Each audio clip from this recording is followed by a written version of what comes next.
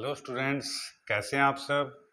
चलिए आज बात करते हैं 10वीं कक्षा के एक विशेष टॉपिक है जिसका नाम है अपरिमेय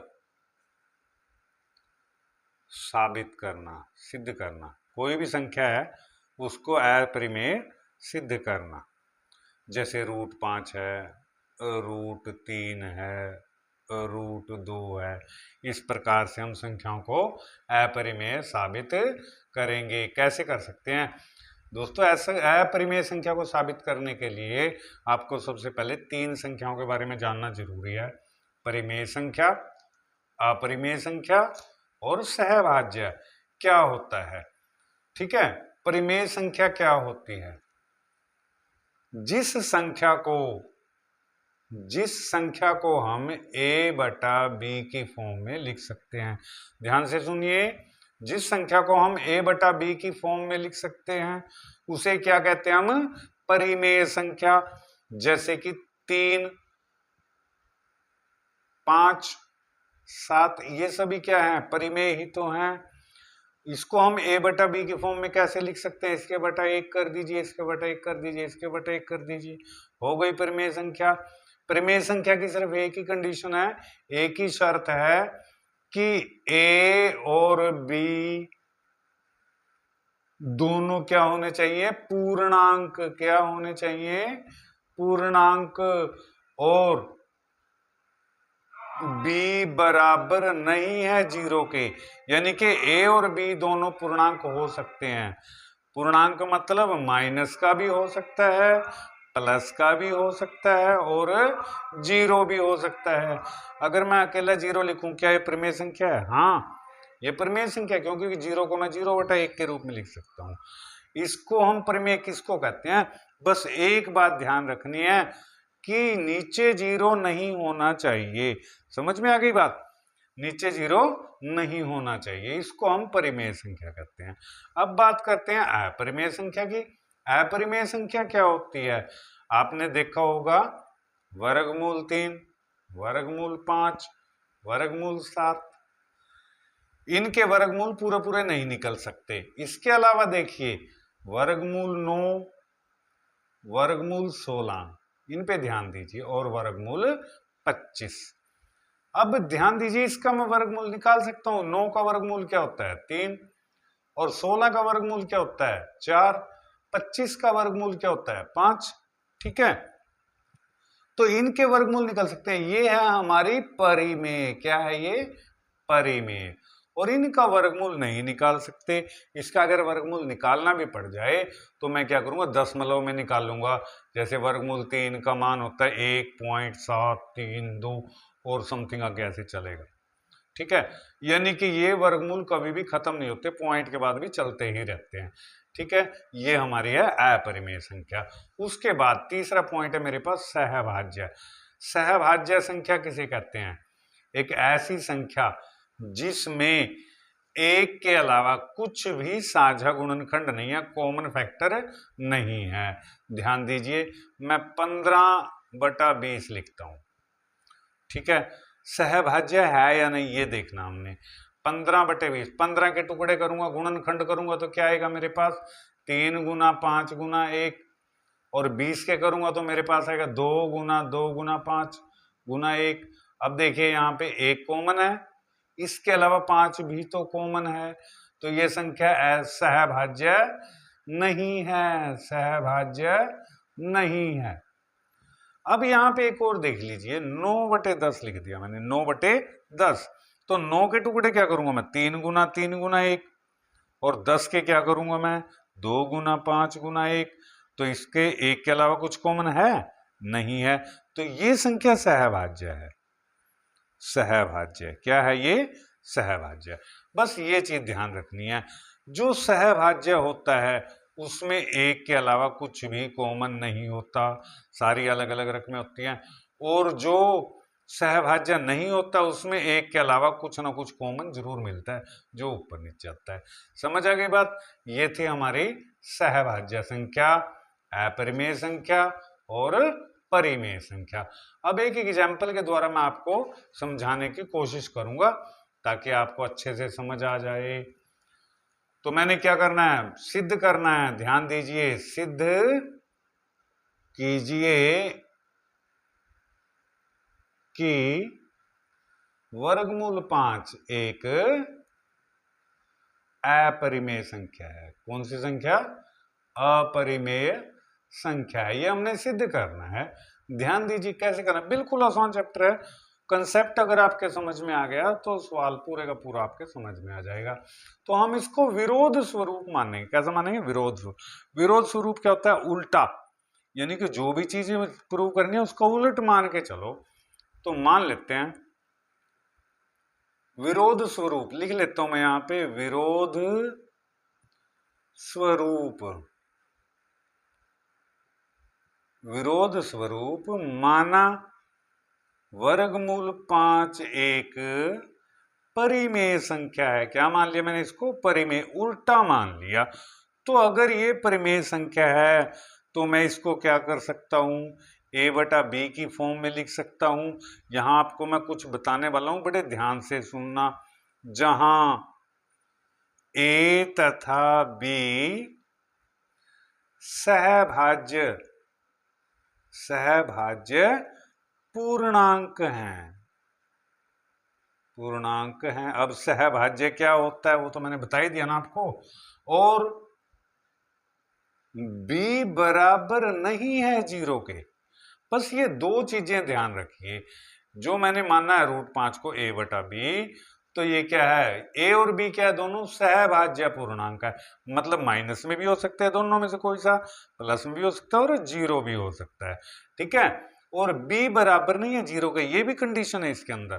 ठीक है। उसके बाद में क्या करूंगा? इसको आर पार गुना कर लूंगा ऐसे करके। तो क्या आ जाएगा मेरे पास? √5b बराबर आ गया a। तो दोनों तरफ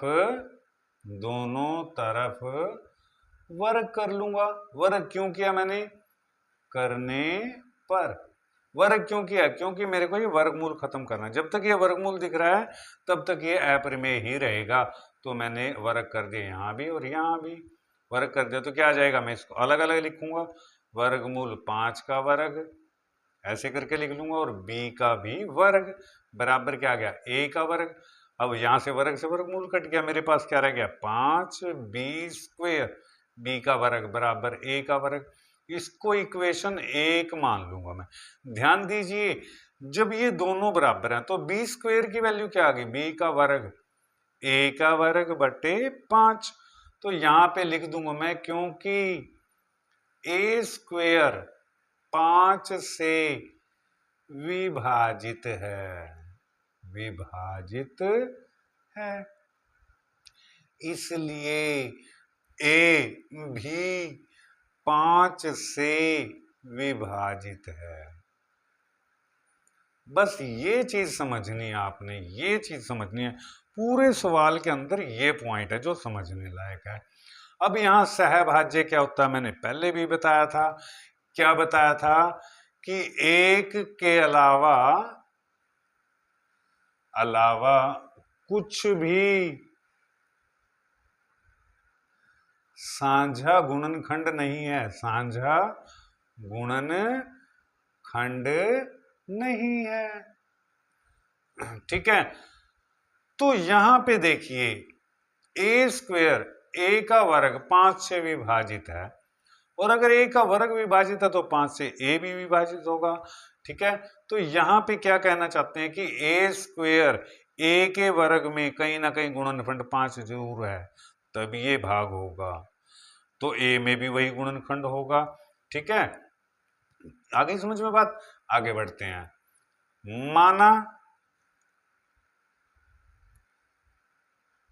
माना a बराबर 5c। अब यहां पे एक बात ध्यान देने लायक है। यदि आपने वर्गमूल 2 को अपरिमेय साबित करना है तो यहां पे मानना पड़ेगा a बराबर 2c। यदि आपने वर्गमूल 3 को अपरिमेय साबित करना है तो आपने यहाँ पे a 3c, मतलब जो भी आप साबित करना चाहते हो वही यहाँ पे लिखना पड़ेगा। मैंने √5 को मानना था ना, तो यहाँ पे 5c मान लिया। किसी अन्य पूर्णांक के लिए के लिए। बस हो गया काम। तो यहाँ पे a की वैल्यू क्या आ गई 5c, मैं लिखूंगा आगे a का मान समीकरण 1 में रखने पर क्या आ जाएगा। समीकरण 1 में रखने पर समीकरण 1 क्या था मेरा, ये था समीकरण 1, ध्यान दीजिए ये समीकरण 1 था, इसमें रखना है। तो क्या आएगा 5b स्क्वेयर बराबर a स्क्वेयर, यही तो था। अब मैं क्या करूंगा 5b स्क्वेयर बराबर a की जगह पे क्या रखूंगा मैं 5c, 5c और सारे का क्या है स्क्वेयर, क्योंकि a की वैल्यू है ना 5c। तो मेरे पास क्या आ जाएगा 5b स्क्वेयर बराबर 25c और 5b स्क्वेयर क्या आ जाएगा मेरे पास, b का वर्ग आ जाएगा 25c बटे 5, 5 एकम 5, 5 पंजे 25, तो b स्क्वेयर आ गया मेरे पास 5c, या ध्यान दीजिए b स्क्वेयर बराबर 5c, मैं इसको उलट भी लिख सकता हूं 5c बराबर b स्क्वेयर। ठीक है, तो मतलब क्या यहाँ पे c स्क्वेयर भी आएगा, तो 5c स्क्वेयर, तो 5c स्क्वेयर क्या आ गया मेरे पास b स्क्वेयर, तो c स्क्वेयर क्या आ जाएगा b स्क्वेयर बट्टे 5।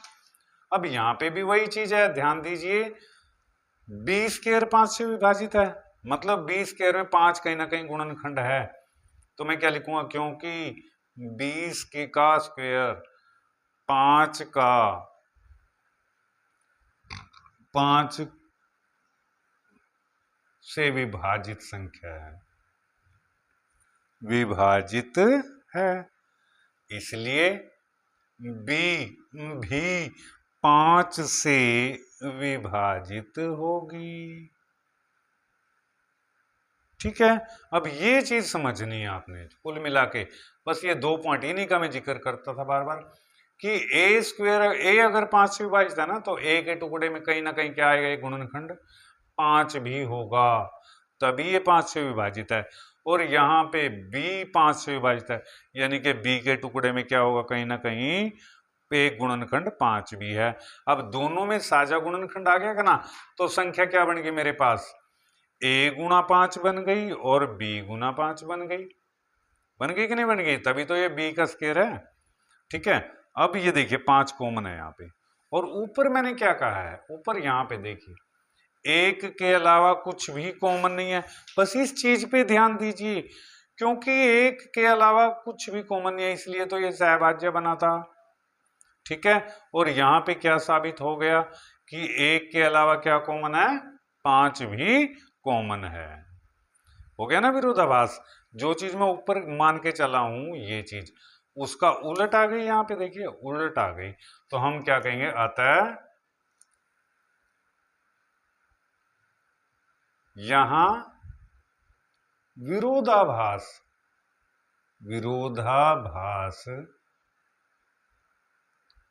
प्रकट हो रहा है,